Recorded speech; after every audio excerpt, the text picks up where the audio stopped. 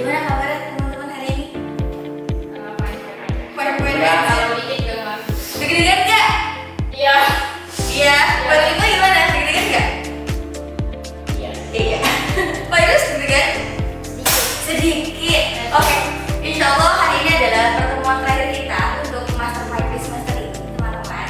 Nah, pertemuan terakhir kita isi dengan membaca ceramah. Tentunya kemarin teman-teman sudah belajar secara ceramah, terus sudah pilih teksnya, ya. Insya Allah teman-teman sudah siap ya di hari ini. Kita nomor 5. Silakan Pak 5. Sudah siap? Hari ini membawakan kisah siapa? Kisah tentang Nabi Adam dan Iblis. Assalamualaikum warahmatullahi wabarakatuh.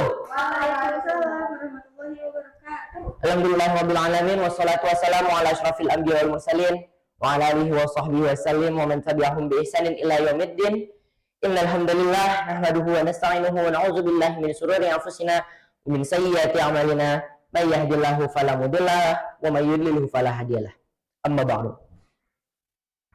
Alhamdulillah segala puji bagi Allah yang telah memberikan kita kesempatan untuk berkumpul pada acara lomba hari ini, dan juga yang telah memberikan kita nikmat iman, nikmat Islam, dan yang paling penting nikmat sehat agar kita tetap semangat terus ikut ekskul mastermind yang kita di mana belajar ngomong di depan orang, walaupun seringnya yang kita ajak ngomong cuma mic-nya doang, orang yang gak ada yang dengerin.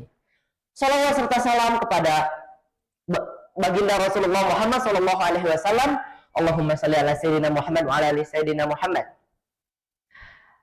Hadirin dan teman-teman yang mulia, hari ini saya ingin menceritakan tentang makhluk yang kena mental gara-gara kesombongannya.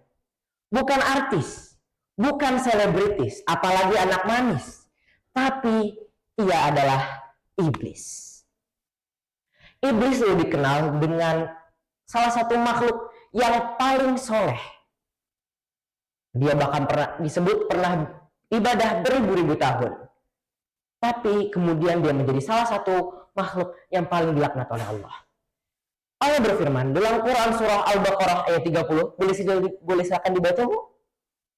Bercanda, Bu, maaf ya. Biar saya aja yang baca ya. Auzubillahi minasyaitonirrajim. Bismillahirrahmanirrahim. Wa iz qala rabbuka lil malaikati inni ja'ilun fil ardi khalifah. Qala ataj'alu fiha may yufsidu fiha wa yasfiku dima. Wa nahnu nusabbihu bihamdika fa nuqaddisu lak. Qala inni a'lamu ma la ta'lamun. Dan ingatlah ketika Tuhanmu berfirman kepada para malaikat, aku ingin menjadikan seorang khalifah di bumi. Mereka berkata, apakah kau ingin menjadikan orang yang merusak dan menumpahkan darah, sedangkan kami bertasbih memujimu dan menyucikan namamu?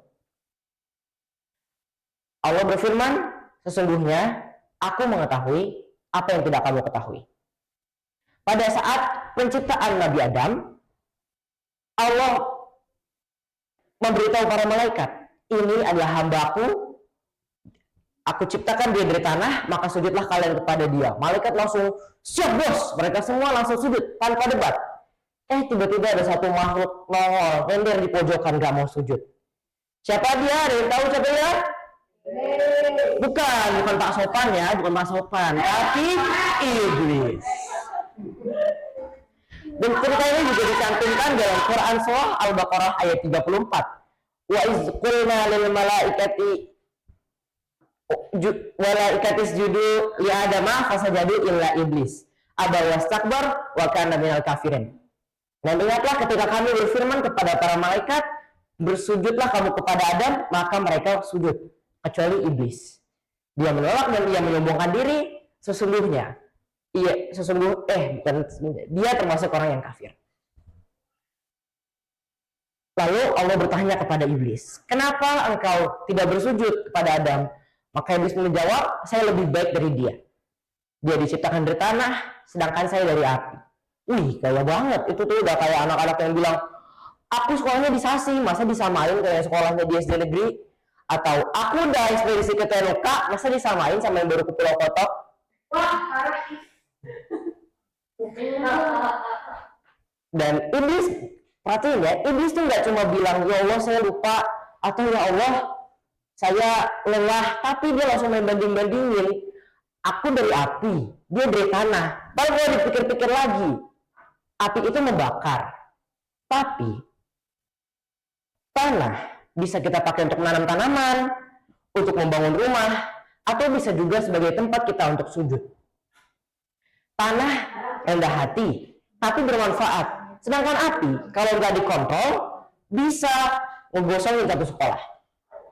Lalu setelah kejadian itu, iblis langsung dipecat oleh Allah, atau mungkin bahasanya diturunkan derajatnya, dikeluarkan dari surga.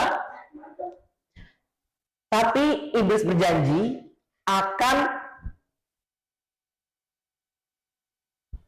atau bersumpah akan menyesatkan anak cucu Adam sampai kiamat.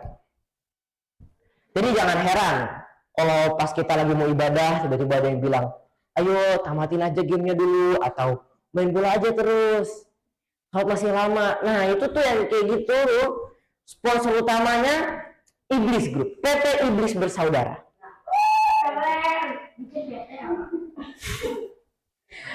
Lalu godaan pertama iblis langsung ke Nabi Adam dan Siti Hawa, yang ceritanya ada dalam surah Al-A'raf ayat 20. Intinya iblis membisikkan secara pelan-pelan kepada Adam kalau dia ini adalah buah, kalau kalian makan bisa jadiin kalian hidup selamanya loh.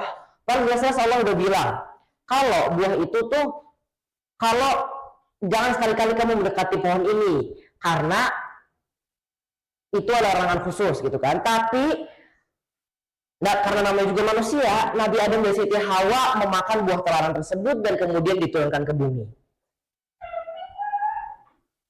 Tapi bukan berarti Nabi Adam dan Siti Hawa itu jahat ya. Mereka tetap menangis, menyesal dan bertaubat kepada Allah.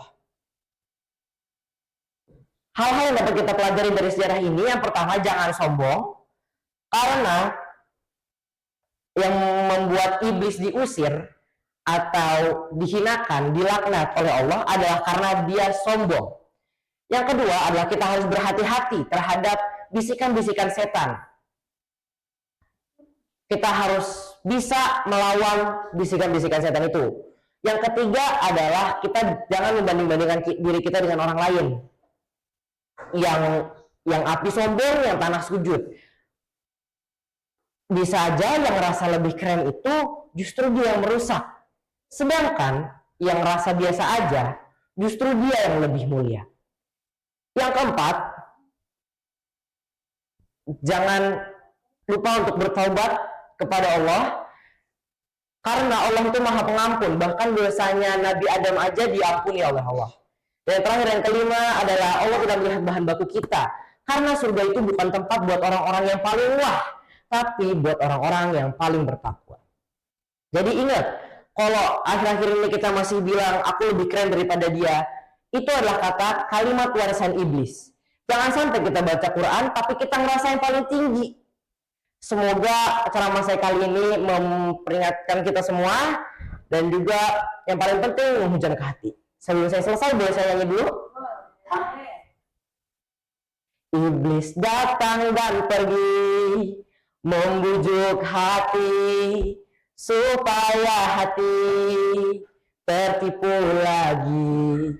Kuingat erat nasihat Ustadz, iblis yang lemah, aku yang kuat. Akhir kata, this master mic, mastering the mic, mastering the heart.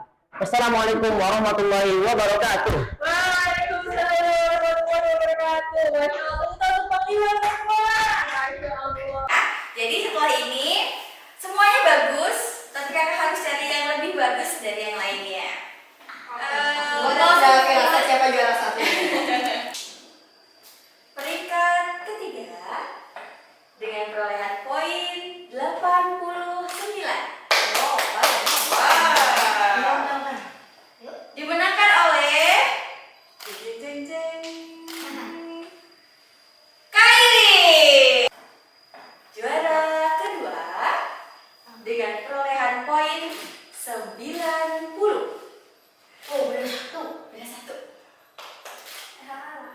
diberikan